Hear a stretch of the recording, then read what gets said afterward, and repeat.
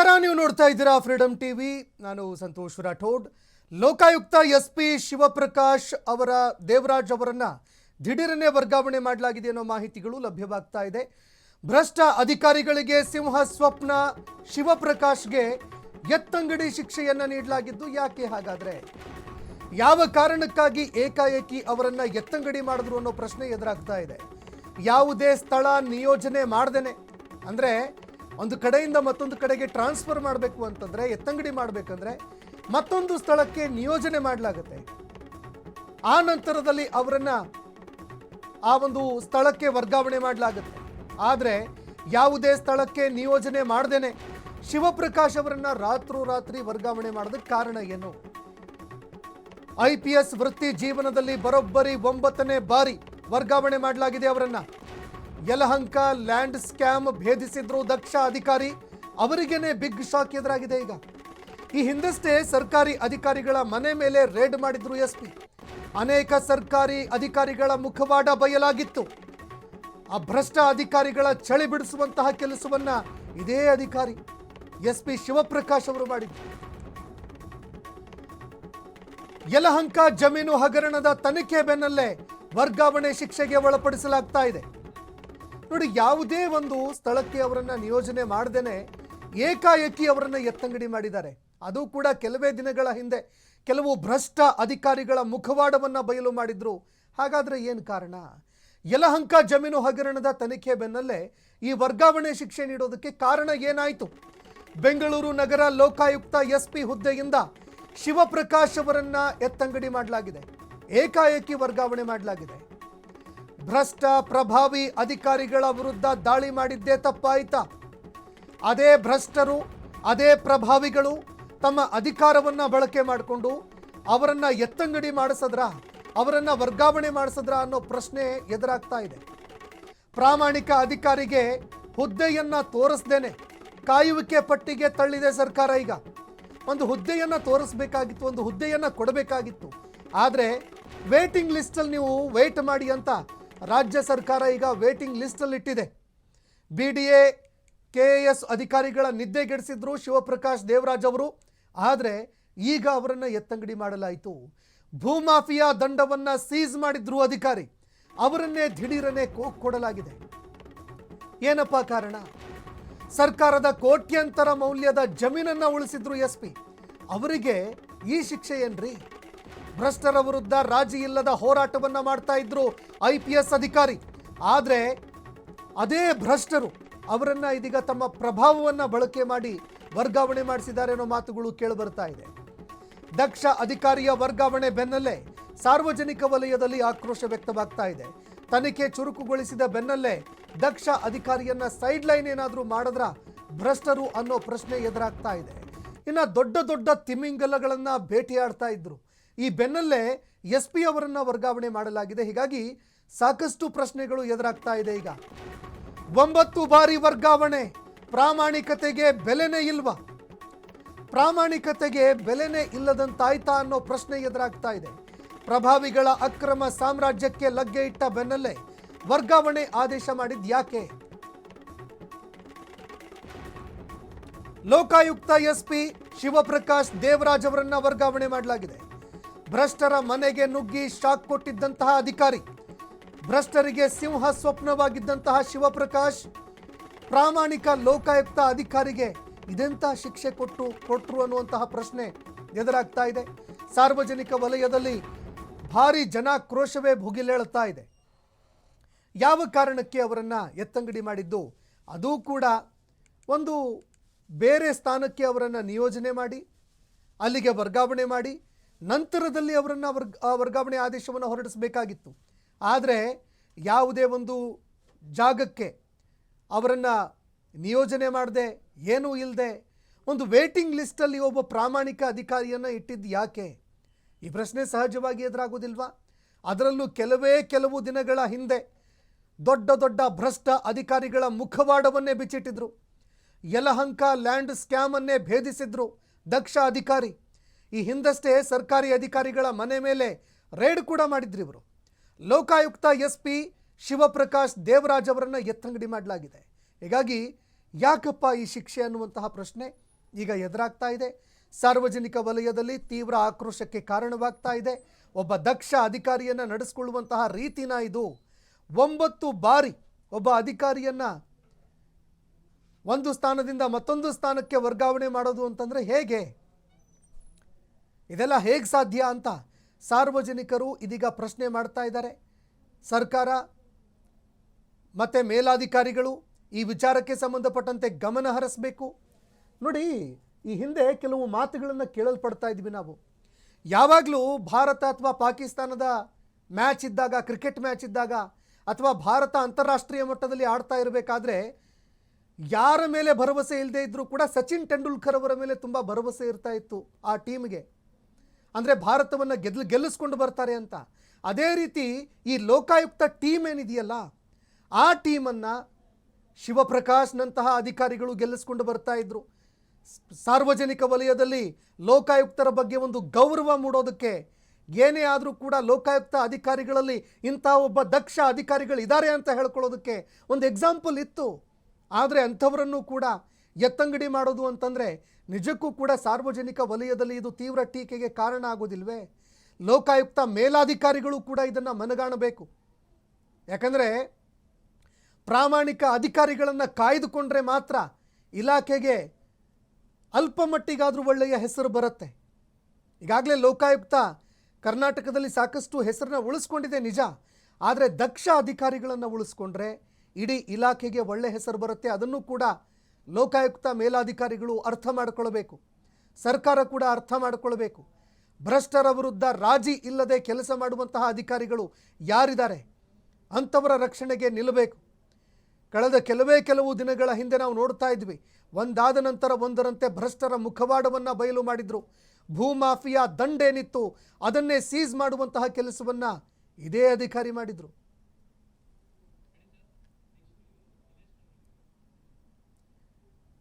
ಈ ಬಗ್ಗೆ ಮಾತನಾಡೋದಕ್ಕೆ ಸಾಮಾಜಿಕ ಕಾರ್ಯಕರ್ತ ದಿನೇಶ್ ಕಲ್ಲಹಳ್ಳಿ ಅವರು ಫೋನ್ ಸಂಪರ್ಕದಲ್ಲಿ ಜಾಯ್ನ್ ಆಗಿದ್ದಾರೆ. ದಿನೇಶ್ ಸರ್, ನಮಸ್ಕಾರ. ನಮಸ್ತೆ ಸರ್. ಈಗ ಒಬ್ಬ ಪ್ರಾಮಾಣಿಕ ಅಧಿಕಾರಿಗೆ ಸರಿಯಾದ ರಕ್ಷಣೆ ಇಲಾಖೆಯಲ್ಲಿ ಇಲ್ಲ ಅಂತಂದರೆ ಸಾರ್ವಜನಿಕ ವಲಯದಲ್ಲಿ ತುಂಬ ಟೀಕೆಗೆ, ಜೊತೆಗೆ ಇಲಾಖೆಯ ಮೇಲೆ ಇರುವಂತಹ ಗೌರವ ಕೂಡ ಹೊರಟು ಹೋಗುತ್ತೆ. ಅಂತ ಸ್ಥಿತಿಗೆ ಏನಾದರೂ ಹೋಗ್ತಾ ಇದೆಯಾ ಲೋಕಾಯುಕ್ತ? ಖಂಡಿತ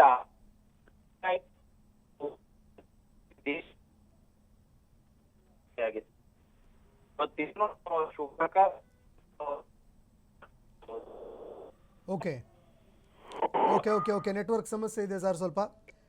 ನೋಡಿ, ಲೋಕಾಯುಕ್ತ ಮೇಲಾಧಿಕಾರಿಗಳಿಗೂ ಕೂಡ ನಾವು ಹೇಳ್ತಾ ಇರೋದು ಅದನ್ನೇ.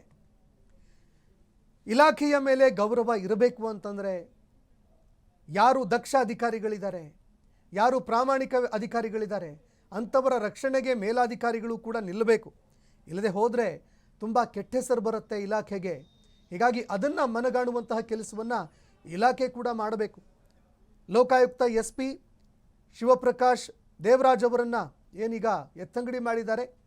ಇದಕ್ಕೆ ಸಂಬಂಧಪಟ್ಟಂತೆ ಸಾರ್ವಜನಿಕ ವಲಯದಲ್ಲಿ ತುಂಬ ಚರ್ಚೆಗಳಾಗ್ತಾ ಇದೆ, ಟೀಕೆ ಟಿಪ್ಪಣಿಗಳು ವ್ಯಕ್ತವಾಗ್ತಾ ಇದೆ.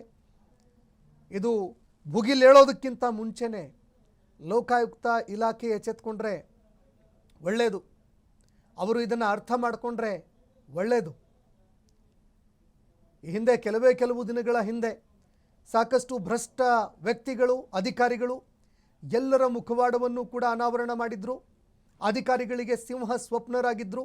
ಆದರೆ ಪ್ರಾಮಾಣಿಕ ದಕ್ಷ ಅಧಿಕಾರಿಗೆ SP ಶಿವಪ್ರಕಾಶ್ ದೇವರಾಜ್ ಅವರಿಗೆ ಈಗ ವರ್ಗಾವಣೆ ಮಾಡಿರುವಂಥದ್ದು, ಅದು ಕೂಡ ವೇಟಿಂಗ್ ಲಿಸ್ಟಲ್ಲಿ. ಮತ್ತೊಂದು ಕಡೆ ವರ್ಗಾವಣೆ ಮಾಡಿ ನಾವು ಒಂದು ಹುದ್ದೆ ಕೊಡೋವರೆಗೂ ಕೂಡ, ಒಂದು ಬೇರೆ ಸ್ಥಳಕ್ಕೆ ವರ್ಗಾವಣೆ ನಿಮಗೆ ನಿಯೋಜನೆ ಮಾಡುವವರೆಗೂ ಕೂಡ ನೀವು ವೇಟಿಂಗ್ ಲಿಸ್ಟಲ್ಲಿ ಇರಬೇಕು ಅಂತ ಹೇಳುತ್ತೆ ಅಂತಂದರೆ ಸರ್ಕಾರ ಏನು ಉದ್ದೇಶ?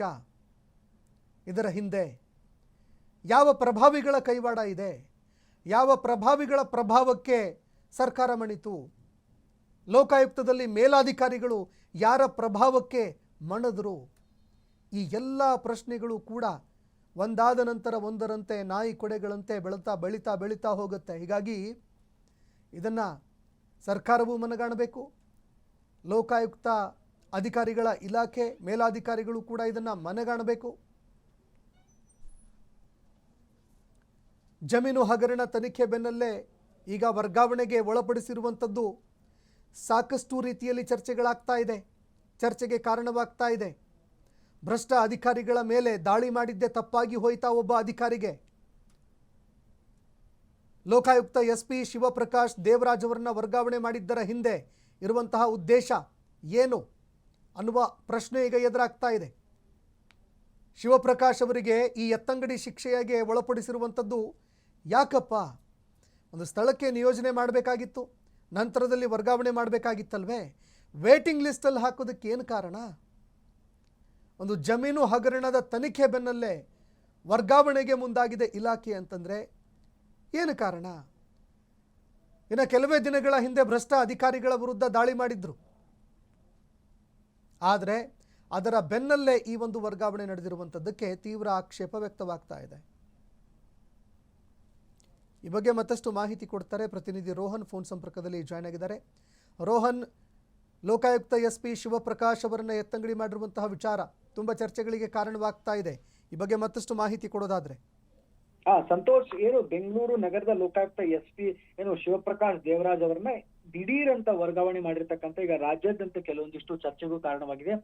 ಭ್ರಷ್ಟಾಚಾರದ ಪ್ರಕರಣದ ತನಿಖೆಯಲ್ಲಿ ಕೂಡ ಸಕ್ರಿಯವಾಗಿ ಕೂಡ IPS ಅಧಿಕಾರಿ ಯಾವುದೇ ಒಂದು ಹೊಸ ಹುದ್ದೆಯನ್ನು ನಿಯೋಜನೆ ಮಾಡಿದ್ರೆ ಕೆಲವೊಂದಿಷ್ಟು ವರ್ಗಾವಣೆ ಮಾಡಿದ್ರೆ ಈಗ ಹಲವು ಪ್ರಶ್ನೆ ಹೀಗಾಗಿ ಹುಟ್ಟಾಕಿದೆ ಅಂತ ಹೇಳ್ಬೋದು. ನೋಡಿ, ಇತ್ತೀಚಿನ ದಿನಗಳಲ್ಲಿ ಯಲಹಂಕ ಜಮೀನ್ ಹಗರಣ ಆಗಿರ್ಬೋದು, ಈ ಸೇರಿದಂತ ಹಲವು ಪ್ರಮುಖ ಪ್ರಕರಣದಲ್ಲಿ ಲೋಕಾಯುಕ್ತ ತನಿಖೆ ಕೂಡ ಚುರುಕುಗೊಳ್ತಾ ಇತ್ತು. ವಿವಿಧ ಸರ್ಕಾರಿ ಕಚೇರಿಗಳಲ್ಲಿ ಅಧಿಕಾರಿ ನಿವಾಸದ ಮೇಲೆ ದಾಳಿ ನಡೆಸ್ತಾ ಇದ್ರು. ಆ ಬೆನ್ನಲ್ಲೇ ಈಗ ಶಿವಪ್ರಕಾಶ್ ಅವರನ್ನ ಈಗ ವರ್ಗಾವಣೆ ಮಾಡಿದ್ದು ಕೇವಲ ಇದು ಆಡಳಿತಾತ್ಮಕ ಕ್ರಮನ ಅಥವಾ ಏನಾದ್ರು ಕೆಲವೊಂದಿಷ್ಟು ಇಂಟರ್ನಲ್ ಏನಾದ್ರು ಕಾರಣ ಇದೆ ಎಂಬಂತ ಸಾರ್ವಜನಿಕರಲ್ಲಿ ಒಂದು ಕೇಳಿಬರುವಂತಹ ಸಹಜ ಪ್ರಶ್ನೆ ಅಂತ ಹೇಳ್ಬೋದು. ಇನ್ನು ಭ್ರಷ್ಟಾಚಾರದ ವಿರುದ್ಧ ಕಠಿಣ ಒಂದು ನಿಲುವು ಹೊಂದಿದ್ದಂತ ಅಧಿಕಾರಿ ಶಿವಪ್ರಕಾಶ್ ಅವರ ಹೆಸರು ಕೇಳಿದ್ರೆ ನಿಜಕ್ಕೂ ಕೂಡ ಭ್ರಷ್ಟ ಅಧಿಕಾರಿಗಳು ನಡುಗ್ತಾ ಇದ್ರು. ಇಂತಹ ಪ್ರಾಮಾಣಿಕ ಅಧಿಕಾರಿಗಳನ್ನು ನಿಜಕ್ಕೂ ಕೂಡ ಅವರ ವರ್ಗಾವಣೆ ಮಾಡಿದ್ದು ಕೆಲವೊಂದಿಷ್ಟು ಚರ್ಚೆಗೆ ಕಾರಣವಾಗಿದೆ. ಬೃಹತ್ ಪ್ರಮಾಣದ ಒಂದು ಭೂ ಹಗರಣ ಆಗಿರ್ಬೋದು, ಅಕ್ರಮ ಆಸ್ತಿ ಗಳಿಕೆ ಆಗಿರ್ಬೋದು, ಲಂಚದ ಕೇಸ್ ಆಗಿರ್ಬೋದು, ಹಲವು ಒಂದು ಪ್ರಭಾವಿ ಅಧಿಕಾರಿಗಳ ವಿರುದ್ಧ ಕ್ರಮ ಕೈಗೊಂಡಿದ್ದಂತ ಅಧಿಕಾರಿ ವರ್ಗಾವಣೆ ಈಗಾಗಲೇ ಸಾಕಷ್ಟು ಒಂದು ಚರ್ಚೆಗೆ ಗ್ರಾಸವಾಗಿದೆ. ಇನ್ನು ಯಾವುದೇ ಒಂದು ಹೊಸ ಹುದ್ದೆಯನ್ನು ಕೂಡ ನೀಡದೆ ಈಗ ವರ್ಗಾವಣೆ ಮಾಡಿರೋ ಕ್ರಮ ಕೆಲವೊಂದಿಷ್ಟು ಚರ್ಚೆಗೂ ಕೂಡ ಹುಟ್ಟಾಕಿದೆ ಅಂತ ಹೇಳ್ಬೋದು. ಆಡಳಿತದಲ್ಲಿ ಕೆಲವೊಂದಿಷ್ಟು ದಕ್ಷ ಮತ್ತು ಪ್ರಾಮಾಣಿಕವಾಗಿ ಮತ್ತು ನಿಷ್ಪಕ್ಷವಾಗಿ ಒಂದು ಅಧಿಕಾರಿಗಳಿಗೆ ಸೂಕ್ತವಾಗಿ ಸರ್ಕಾರದಲ್ಲಿ ಬೆಂಬಲ ಸಿಗ್ತಾ ಇಲ್ವಾ ಅನ್ನುವಂತ ಪ್ರಶ್ನೆ ಬರುತ್ತೆ. ಯಾಕಂತಂದ್ರೆ ಶಿವಪ್ರಕಾಶ್ ದೇವರಾಜ್ ಅವರ ವರ್ಗಾವಣೆ ಕುರಿತು ಈಗ ಕೆಲವೊಂದಿಷ್ಟು ಸಾಮಾಜಿಕ ಜಾಲತಾಣ ಆಗಿರ್ಬೋದು, ವಿವಿಧ ವಲಯಗಳಲ್ಲೂ ಕೂಡ ಪರ ವಿರೋಧ ಕೂಡ ಈಗಾಗಲೇ ಚರ್ಚೆ ಶುರುವಾಗಿರುವಂತದ್ದು. ಇನ್ನು ಕೆಲವರು ಇದನ್ನ ದಕ್ಷ ಅಧಿಕಾರಿಗಳಿಗೆ ಈಗ ಕೆಲವೊಂದ್ ಕಡೆ ಕೆಲವರಿಗೆ ಸರ್ಕಾರ ಆಡಳಿತಾತ್ಮಕ ನಿರ್ಧಾರನ ಅಥವಾ ಇದು ಅಭಿಪ್ರಾಯನ ಅಥವಾ ಏನು ಅನ್ನುವಂಥದ್ದು ಸಾಕಷ್ಟು ಈಗ ರಾಜಕೀಯ ವಲಯದಲ್ಲೂ ಕೂಡ ಈಗ ಕಾಣಾಗ್ತದೆ. ಒಟ್ಟಾರೆ ಏನಂತಂದ್ರೆ ಸಂತೋಷ್, ಲೋಕಾಯುಕ್ತ SP ಶಿವಪ್ರಕಾಶ್ ದೇವರಾಜ್ ಅವರನ್ನ ವರ್ಗಾವಣೆ ಈಗ ಸಾಮಾನ್ಯವಾಗಿ ವರ್ಗಾವಣೆ ಅಲ್ಲ ಅನ್ನುವಂಥದ್ದು ಸಾರ್ವಜನಿಕರಿಂದ ಕೇಳಿ ಬರ್ತಾ ಇದೆ. ಯಾಕಂತಂದ್ರೆ ಭ್ರಷ್ಟರಿಗೆ ಸಿಂಹ ಸ್ವಪ್ನವಾಗಿದ್ದಂಥವ್ರು ಲೋಕಾಯುಕ್ತ ಹೀಗಾಗಿ SP ಅವರನ್ನ ಈಗ ಎತ್ತಂಗಡಿ ಮಾಡಿದ್ದು ಸರ್ಕಾರಕ್ಕೆ ಈಗ ಪ್ರಾಮಾಣಿಕರು ಕಂಡ್ರೆ ಏನಾದ್ರು ಅಲರ್ಜಿನ ಅನ್ನುವಂತಹ ಪ್ರಶ್ನೆ ಈಗ ಸಹಜವಾಗಿ ಬರುತ್ತೆ. ಈ ಕ್ಷಣ ಗಮನಿಸೋದಾತಂದ್ರೆ ಲೋಕಾಯುಕ್ತ SP ಅವರನ್ನ ದಿಢೀರ್ ವರ್ಗಾವಣೆ ಮಾಡ್ರಿ ಈ ಸರ್ಕಾರಕ್ಕೆ ಎಲ್ಲೋ ಒಂದ್ ಕಡೆ ಸಾರ್ವಜನಿಕರಿಗೆ ಕೆಂಗಣಿಗೆ ಕೂಡ ಗುರಿಯಾಗಿದೆ. ಯಾಕಂತಂದ್ರೆ ಯಾವ ಅಧಿಕಾರಿ ಭ್ರಷ್ಟ ನಿದ್ದೆಗೆಡಿಸ್ತಾ ಇದ್ರೋ, ಯಾರು ಲಂಚ ತಗೊಳ್ತಾ ಇದ್ರೋ ಅಂತವರಿಗೆ ಸಿಂಹ ಸ್ವಪ್ನವಾಗಿದ್ದಂತಹ ಈ ಅಧಿಕಾರಿ. ಹಾಗಾಗಿ ಇಂಥ ದಕ್ಷ ಅಧಿಕಾರಿಗಳನ್ನು ನಿಜಕ್ಕೂ ಕೂಡ ರಾಜ್ಯ ಸರ್ಕಾರ ಎತ್ತಂಗಡಿ ಮಾಡಿರೋದು ಕೆಲವೊಂದಿಷ್ಟು ಚರ್ಚೆ ಹುಟ್ಟಾಕಿದೆ ಅಂತಾನೆ ಹೇಳ್ಬೋದು. ಸಂತೋಷ್, ಧನ್ಯವಾದಗಳು ರೋಹನ್ ನಿಮ್ಮೆಲ್ಲ ಮಾಹಿತಿಗೆ. ಇನ್ನು ಈಗ ಸರ್ಕಾರ ಲೋಕಾಯುಕ್ತ ಇಲಾಖೆ ಯಾವ ಒಂದು ಕ್ರಮವನ್ನು ಕೈಗೊಳ್ಳುತ್ತೆ ನೆಕ್ಸ್ಟ್ ಅದನ್ನು ಕೂಡ ಕಾದು ನೋಡಬೇಕಾಗುತ್ತೆ.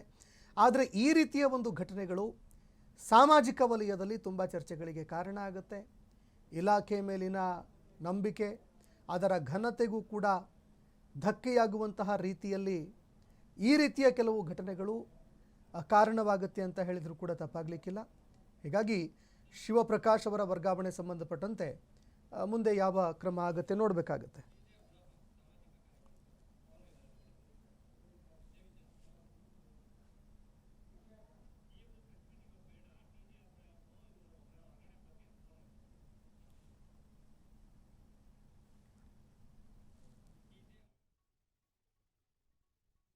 ಓಕೆ, ಇದೇ ವಿಚಾರಕ್ಕೆ ಮಾತನಾಡೋದಕ್ಕೆ ಸಾಮಾಜಿಕ ಕಾರ್ಯಕರ್ತರಾಗಿರುವಂತಹ TJ ಅಬ್ರಹಾಂ ಅವರು ಫೋನ್ ಸಂಪರ್ಕದಲ್ಲಿ ಜಾಯ್ನ್ ಆಗಿದ್ದಾರೆ. ಅಬ್ರಹಾಂ ಅವರೇ ನಮಸ್ಕಾರ. ಈಗ ಲೋಕಾಯುಕ್ತ SP ಅವರನ್ನ ವರ್ಗಾವಣೆ ಮಾಡಿದ್ದಾರೆ, ಅದು ಕೂಡ ವೇಟಿಂಗ್ ಲಿಸ್ಟ್ ಅಲ್ಲಿ ಇಟ್ಟು, ಏನ್ ಹೇಳ್ತೀರಿ? ಗೊತ್ತಾಯ್ತು. ಈಗ ದೇವರಾಜ್ ಅವರು ನನಗೆ ಭೇಟಿಯಾಗಿರೋದು ಒಂದು 2-3 ಇಶ್ಯೂಸ್ ಅಲ್ಲಿ ಭೇಟಿಯಾಗಿದ್ದಾರೆ. ನಾನು ಭೇಟಿಯಾಗಿದ್ದೀನಿ ಅವ್ರನ್ನ. ಹ್ಮ್ ಹ್ಮ್ ವಂಡರ್ಫುಲ್ ಪರ್ಸನ್, ಒಳ್ಳೆ ವ್ಯಕ್ತಿ, ಇಶ್ಯೂಸ್ ಅರ್ಥ ಆಗುವಂತ ವ್ಯಕ್ತಿ, ಕೇಸ್ ಅರ್ಥ ಆಗುವಂತ ವ್ಯಕ್ತಿ. ಇವರಿಗೆ ಲೋಕಾಯುಕ್ತಗೆ ಇಂಥ ಆಫೀಸರ್ಸ್ ಬೇಕಾಗಿಲ್ರಿ. ಇವ್ರಿಗೆ ಬೇಕಾಗಿರೋದು ಆ ಜೋಶಿ ಅಂತ ಅವ್ರು ಕಳ್ತನ ಮಾಡಿ ಹೋದ್ನಲ್ಲ ಅವನು, ಹ್ಮ್ ಹ್ಮ್ ಈ ಇನ್ಫಾರ್ಮ್ ಮಾಡಿ ಯಾರಿಗೆ ರೈಡ್ ಮಾಡೋಕೆ ಹೋಗಿ ಮುಂಚೆ ಇನ್ಫಾರ್ಮೆಂಟ್ ಆಗಿ ಅವ್ರಿಗೆ ಇನ್ಫಾರ್ಮ್ ಮಾಡಿ ಅವ್ರ ಹತ್ರ ವಸೂಲಿ ಮಾಡ್ತಾ ಇಲ್ಲ ಜೋಶಿ ಅಂತವ್ರು ಬೇಕು ಇವರಿಗೆ. ಹಾ ಹಾ ಹಾ Devaraj is very upright officer, wonderful person. ಇದು ಭ್ರಷ್ಟಾಚಾರಕ್ಕೆ ಈಗ ಯಾರಾದ್ರೂ ಭ್ರಷ್ಟಾಚಾರದ ವಿರುದ್ಧ ಏನಾದ್ರು ಕಟ್ಟುನಿಟ್ಟಾಗಿ ಕೆಲಸ ಮಾಡೋರಂತ ಇದ್ರೆ ಅವ್ರು ನೋಡಿದ್ರೆ ಆಗಲ್ಲ. ನಮ್ ವ್ಯವಸ್ಥೆ ಹಂಗಾಗ್ಬಿಟ್ಟಿದೆ, ನೋಡಿದ್ರೆ ಆಗಲ್ಲ, ಸಹಿಸ್ಕೊಳಕ್ ಆಗಲ್ಲ. ಆ ಸಹಿಸ್ಕೊಳಕ್ ಆಗಲ್ಲ ಅನ್ನೋದಕ್ಕೆ ಉದಾಹರಣೆ ಇದು. ದೇವರಾಜ್ ಅವ್ರನ್ನ ಎಷ್ಟು ಬಾರಿ ಟ್ರಾನ್ಸ್ಫರ್ ಆಗೋದು? 9 ಬಾರಿ ವರ್ಗಾವಣೆ ಆಗಿದೆ. ಈ ವರ್ಗಾವಣೆ ಈಸ್ ಅ ಸರ್ಟಿಫಿಕೇಟ್, ಅವ್ರ ಕ್ಯಾರೆಕ್ಟರ್ ಸರ್ಟಿಫಿಕೇಟ್ ಅದು. ಹ್ಮ್ ಹ್ಮ್ ಹ್ಮ್ ಹ್ಮ್ ಇದು ಶಾರ್ಟ್ ಪನಿಷ್ಮೆಂಟ್ ಅಲ್ಲ. ಸಮಾಜದಲ್ಲಿ ಸರಿಯಾಗಿರೋರಿಗೆ ಕ್ಯಾರೆಕ್ಟರ್ ಸರ್ಟಿಫಿಕೇಟ್ ಕೊಡೋದು ಈ ವರ್ಗಾವಣೆಗಳು. ಹ್ಮ್ ಹ್ಮ್ ಲಂಚ ಕೊಟ್ಟು ಅಲ್ಲೇ ಅಲ್ಲೇ ಇರ್ತಿದ್ರು, ಒಂದೇ ಜಾಗದಲ್ಲಿ ಇರ್ತಿದ್ರು. ಹ್ಮ್ ಇದು ವೆರಿ ಸ್ಯಾಡ್. ಎಲ್ಲಿ ಹೋಗ್ತಾ ಇದೆ ಅಂತ ಗೊತ್ತಿಲ್ಲ, ಅದು ಯಾವಾಗ ಚೇಂಜ್ ಆಗುತ್ತೋ ಗೊತ್ತಿಲ್ಲ, ಚೇಂಜ್ ಆಗೋ ಸಾಧ್ಯತೆ ಇಲ್ಲ. ಬಟ್ ಇಂಥ ಒಳ್ಳೆಯವ್ರು ಬಂದು ಹೋಗೋದು ನಾವತ್ತು ಕಾಣ್ತಾ ಇದ್ದೀವಿ. ಇದು ಆಗಬಾರ್ದಾಗಿ. ಅಬ್ರಹಾಂ ಅವರೇ, ಇತ್ತೀಚೆಗೆ ನಾವು ನೋಡಿದಾಗ ಲೋಕಾಯುಕ್ತ ಇಲಾಖೆ ಮೇಲೆ ತುಂಬಾ ಗೌರವ ಇತ್ತು ಜನರಿಗೆಲ್ಲ ಒಂದು ಕಡೆ. ಏನೇ ಇದ್ರೂ ಕೂಡ ಲೋಕಾಯುಕ್ತ ಇದೆ, ಎಂಥ ಭ್ರಷ್ಟ ಅಧಿಕಾರಿಗಳಿದ್ರೂ ಕೂಡ ಅಲ್ಲಿಗೆ ನಾವು ಕಂಪ್ಲೇಂಟ್ ಫೈಲ್ ಮಾಡಿದ್ರೆ ಕನಿಷ್ಠ ಪಕ್ಷ ನ್ಯಾಯ ಸಿಗುತ್ತೆ ಅನ್ನುವಂಥದ್ದು ಇತ್ತು.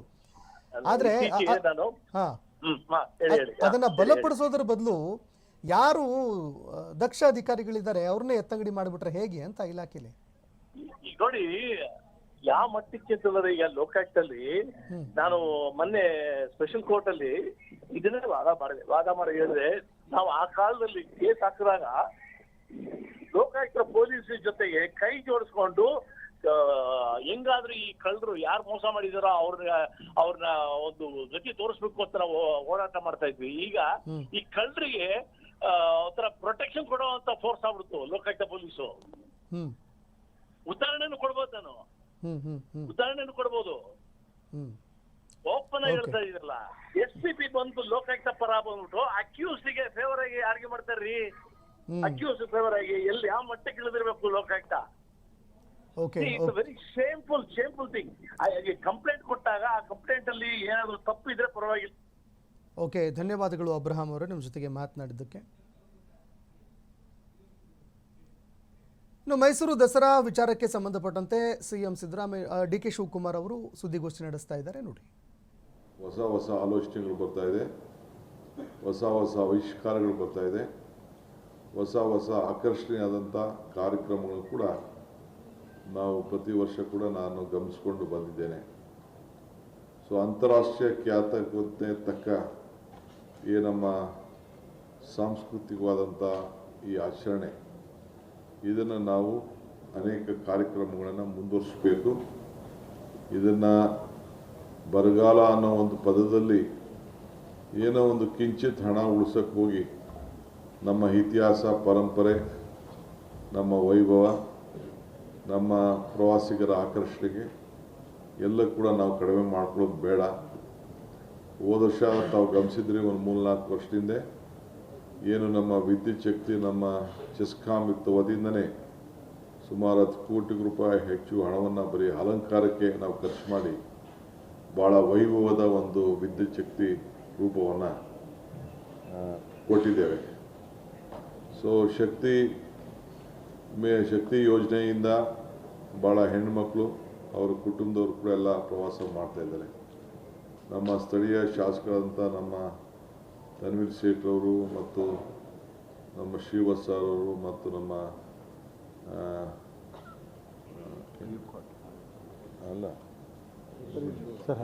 ಹರೀಶ್ ಗೌಡ್ರು ಅವರು ಲೋಕಲ್ MLAಗಳಾಗಿದ್ಕೊಂಡು, ಪಕ್ಕದಲ್ಲಿ GT ದೇವೇಗೌಡರು, ಈ ಕಡೆ ಮಹಾದೇವಪ್ಪನವರು, ಅವರೆಲ್ಲ ಕೂಡ ದೊಡ್ಡ ಸಹಕಾರವನ್ನು ಕೊಟ್ಟು ನಮ್ಮ ಸಂಸತ್ ಸದಸ್ಯರು ಕೂಡ ಇದಕ್ಕೆ ಅವರು ಕೂಡ ಬಂದು ಅನೇಕ ಸಲಹೆಗಳನ್ನು ಕೂಡ ಕೊಟ್ಟಿದ್ದಾರೆ. ಶಕ್ತಿ ಯೋಜನೆಯಿಂದ ಲಾಸ್ಟ್ಗೆ 1-2 ವರ್ಷದಲ್ಲಿ ಲೆಕ್ಕ ಹಾಕೊಂಡ್ರೆ ಪ್ರವಾಸಿಗರ ಇದು ಡಬಲ್ ಆಗಿದೆ. ನಮ್ಮ ಹತ್ರ ಎಲ್ಲ ಮಾಹಿತಿ ಇದೆ. ಸೊ ಇದನ್ನು ರಾಷ್ಟ್ರ ಮಟ್ಟದ ಗಾಯಕರು ಕೂಡ ಕರೆಸಿ ನಾವೆಲ್ಲ ಅನೇಕ ಕಾರ್ಯಕ್ರಮ ಕೂಡ ಮಾಡಿರೋದು ತಮಗೆಲ್ಲ ಗೊತ್ತಿದೆ. ನಾವು ಯಾವ ಕಾರಣಕ್ಕೂ ಸಮಿತಿಗಳನ್ನು ರಚನೆ ಮಾಡೋಂಥ ವಿಚಾರದಲ್ಲಿ, ಈ ನಾಡಹಬ್ಬ ಆಚರಣೆ ಮಾಡೋಂಥ ವಿಚಾರದಲ್ಲಿ ನಾವು ಯಾವ ಕಾರಣಕ್ಕೂ ರಾಜಕಾರಣ ಮಾಡಲಿಕ್ಕೆ ನಮ್ಗೆ ಇಷ್ಟ ಇಲ್ಲ, ಅವಶ್ಯಕತೆಯೂ ಇಲ್ಲ, ಮಾಡೋದು ಇಲ್ಲ. ಎಲ್ಲರೂ ಕೂಡ ಒಟ್ಟಿಗೆ ತಿಳ್ಕೊಂಡು ಈ ಹಬ್ಬವನ್ನು ನಾವು ಮಾಡ್ಕೊಂಡು ನಾವು ಬಂದಿದ್ದೇವೆ. 8 ವರ್ಷಗಳ ಕಾಲ ನಾಡಿನ ಮುಖ್ಯಮಂತ್ರಿಯಾಗಿ ಸಿದ್ದರಾಮಯ್ಯವರು ಕೂಡ ಭಾಳ ಉತ್ತಮವಾಗಿ ನಡೆಸ್ಕೊಂಡು ಬಂದಿದ್ದಾರೆ. ನಾವು ಅದನ್ನೇ ಮುಂದುವರಿಸ್ಕೊಂಡು ಇನ್ನೂ ವಿಶೇಷವಾದಂಥ ಆಲೋಚನೆಗಳನ್ನು ಗಮನದಲ್ಲಿ ಇಟ್ಕೊಂಡು ಮಾಡಬೇಕು ಅಂಥೇಳಿ ನನ್ನ ಸಹೋದರಿಗಳಂಥ ಪರಮೇಶ್ವರವರು ಮತ್ತು ಜಾರ್ಜ್ ಅವರು ಕೂಡ ಮತ್ತು ನಮ್ಮ ಯತೀಂದ್ರ ಅವರು ಕೂಡ ನನ್ನ ಸಲಹೆಯನ್ನು ಕೂಡ ಸರ್ಕಾರದ ವತಿಯಿಂದ ಅವರು ಕೂಡ ಕೊಡ್ತಾ ಇದ್ದಾರೆ. ಸೊ ಅದರಿಂದ ನಾವು ಇದನ್ನು ಭಾಳ ವಿಜೃಂಭಣೆಯಿಂದನೇ, ಅಂದರೆ ವಿಜೃಂಭಣೆಯಿಂದ ಹಣ ಖರ್ಚು ಮಾಡೋದ್ರಿಂದ ವಿಜೃಂಭಣೆ ಅಂತ ಅಲ್ಲ, ನಮ್ಮ ಆಲೋಚನೆಗಳು ಯಾವ ರೀತಿ ಹೊಸ ಹೊಸ ಚಿಂತನೆಗಳನ್ನು ಸಲಹೆಗಳನ್ನು ಅನೇಕರು ಕೊಡ್ತಾರೆ, ಅದನ್ನೆಲ್ಲ ಗಮನದಲ್ಲಿ ಇಟ್ಕೊಂಡು ನಾವು ಈ ಪರಂಪರೆಯನ್ನು ಉಳಿಸ್ಕೊಂಡು ಹೋಗಲಿಕ್ಕೆ, ಈ ದೇಶದ ಇತಿಹಾಸ, ನಮ್ಮ ಸಂಸ್ಕೃತಿ, ನಮ್ಮ ಶಕ್ತಿ, ಅದನ್ನು ನಾವು ಉಳಿಸ್ಕೊಂಡು ದಸರಾ ಆಚರಣೆಯನ್ನು 9 ದಿನಗಳ ಕಾಲ ದುಃಖವನ್ನು ದೂರ ಮಾಡುವಂಥ ದುರ್ಗಾದೇವಿಯ ಪೂಜೆಯನ್ನು ನಾವು ಮಾಡ್ತಾಯಿದ್ದೋ. ಆದರೆ ಈ ವರ್ಷ ಪರಂಪರೆಯನ್ನು ಹೋದ ವರ್ಷ ಯಾವ ರೀತಿ ಇತ್ತು, ನಮ್ಮ ಪಂಡಿತರ ಮಾರ್ಗದರ್ಶನದಂತೆ ಇದು ಈ ವರ್ಷ 11 ದಿನಗಳ ಕಾಲ ಮಾಡಬೇಕಾದಂಥ ಒಂದು ಪದ್ಧತಿ ಈ ಒಂದು ನಮ್ಮ ಮೈಸೂರು ಪಂಚಾಂಗದಲ್ಲಿ ಅದನ್ನು ನಮೂದೇ ಆಗಿದ್ದರಿಂದ ಅದನ್ನು ನಾವು ಮುಂದುವರಿಸ್ಕೊಂಡು ನಾವು ಹೋಗ್ತಾ ಇದ್ದೀವಿ. ಈ ವಿಚಾರವನ್ನು ತಮಗೆ ತಿಳಿಸ್ಲಿಕ್ಕೆ ನಾನು ನಮಗೆಲ್ಲ ಕೂಡ ಆಹ್ವಾನ ಮಾಡ್ತಾ ಇದ್ದೀನಿ. ತಾವು ಕೂಡ ಈ ಒಂದು ಪರಂಪರೆನ ಬೆಳೆಸ್ಕೊಂಡು ಹೋಗಲಿಕ್ಕೆ ತಾವು ಕೂಡ ತಾವು ಸಹಕಾರ ಕೊಡಬೇಕು ಅಂಥೇಳಿ ನಾನು ತಮಗೆ ಮನವಿ ಮಾಡಿ ನನ್ನ 4 ವಿಚಾರಗಳನ್ನು ಮುಗಿಸ್ತೇನೆ. ಬೇರೆ ವಿಚಾರ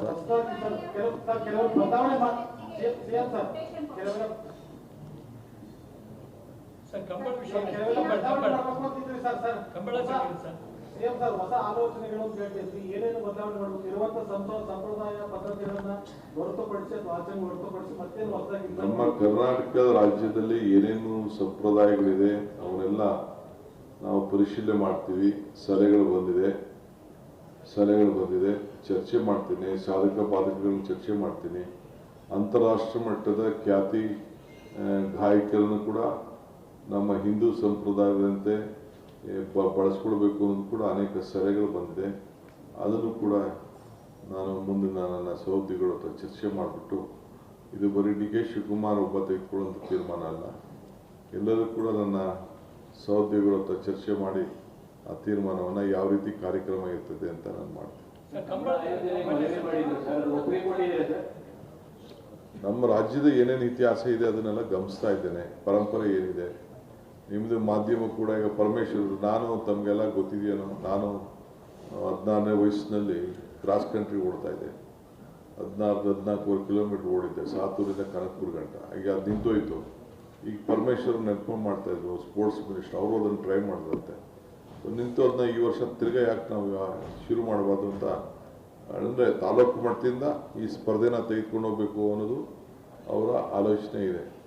ಹಂಗೆ ಕೆಲವು ಏನೇನು ನಮ್ಮ ರಾಜ್ಯದಲ್ಲಿ ಇರೋಂಥ ಇತಿಹಾಸ, ಕ್ರೀಡೆಗಳು, ಏನು ನಮ್ಮ ಮೊದಲಿಂದ ಪರಂಪರೆ ಇದೆ, ಅದನ್ನೆಲ್ಲ ನಾವು ಒಂದು ಮೆಲುಕು ಹಾಕ್ತೀನಿ. ನಾನು ಮೆಲುಕು ಹಾಕ್ಬಿಟ್ಟು ನಿಮ್ಮದು ಏನಾದ್ರು ಸಲಹೆ ಇದ್ರೆ ಕೊಡಿ, ಭಾಳ ಸಂತೋಷದಿಂದ ಸ್ವೀಕಾರ ಮಾಡಿ ನಿಮ್ಮ ಸಲಹೆನೂ ಕೂಡ ಗಣನೆಗೆ ತೆಗೆದುಕೊಳ್ಳೋಣ. ಗೋಲ್ಡನ್ ಪಾಸ್ ಪ್ರತಿ ವರ್ಷ ಪಾಸ್ ಇಶ್ಯೂ ಮಾಡ್ತಾರೆ, ಅದು ದೊಡ್ಡ ಬಡತನ ವಿತರಣೆ ಮಾಡೋ ಸಂದರ್ಭದಲ್ಲಿ ಲೋಪ ಆಗ್ತದೆ, ಬೇಕಾದ ಕೆಲವು ಮಾರ್ಪಡ್ದಂತ ಕಂಪ್ಲೇಂಟ್ ಹಿಂದೆ ಹಲವಾರು ಬರಿ ಆಗಿದೆ. ಈ ವಿಚಾರ ಕೂಡ ಕೆಲವು ಸದಸ್ಯರು ಸಲಹೆ ಕೊಟ್ಟಿದ್ದಾರೆ. ನಾನು ಅದನ್ನು ಪೊಲೀಸ್ ಅಧಿಕಾರಿಗಳಿಗೂ ಮತ್ತು ನಮ್ಮ ಡಿಸ್ಟ್ರಿಕ್ಟ್ ಅಡ್ಮಿನಿಸ್ಟ್ರೇಷನ್ ಚರ್ಚೆ ಮಾಡಿ ನಾನು ಅದಕ್ಕೆ ಏನು ಮಾಡಬೇಕು ಅಂತ ತೀರ್ಮಾನ ಮಾಡ್ತೇನೆ. ನನಗೆ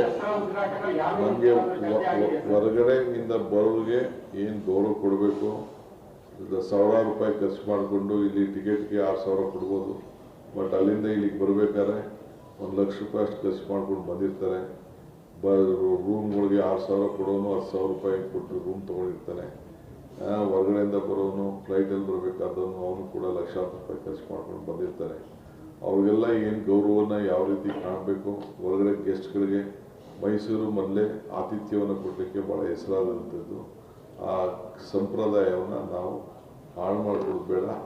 ಹಿಂದೆ ಮಹಾರಾಜರು ಕೂಡ ಹೊರಗಡೆ ದೇಶದಿಂದ ಬಂದಂಥವ್ರಿಗೆ ಪ್ರತ್ಯೇಕವಾಗಿರಬೇಕು ಅಂತ ಮೆಟ್ರೋ ಪೋಲ್ ಮತ್ತು ನಮ್ಮ ಬೃಂದಾವನ್ ಗಾರ್ಡ್ನಲ್ಲಿ ಹೋಟೆಲ್ ಕಟ್ಟಿಸಿದ್ರು ಅಂತ ಇತಿಹಾಸ ಇದೆ. ಆ ಇತಿಹಾಸನ ಮುನ್ನುಡಿ ಬರಲಿಕ್ಕೆ ನಾವು ಪ್ರಯತ್ನವನ್ನು ಮಾಡ್ತೀವಿ.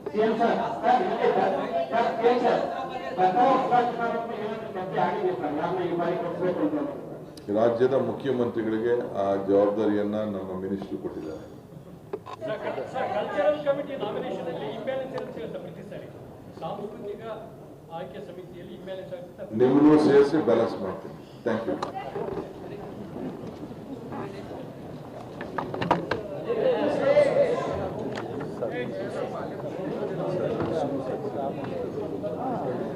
ಶಾಸಕರಿಗೆ ಜಲಕ್ರೀಡೆ ಎಲ್ಲ ಶುರು ಮಾಡಿದ್ದು ಹಂಗಾಗಿ ಹೊರಳಕೆರೆಗೆ ವೋಟಿಂಗ್ ಕೊಟ್ಟಿದ್ದು.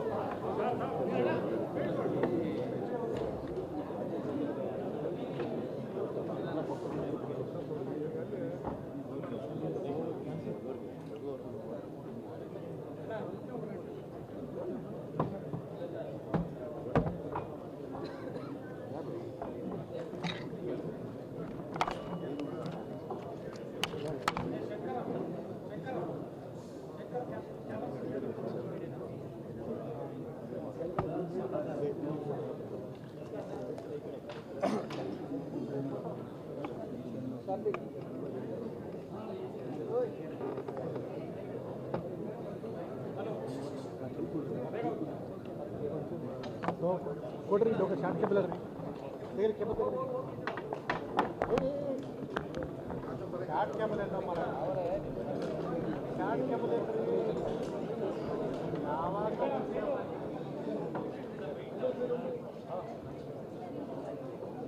Short cable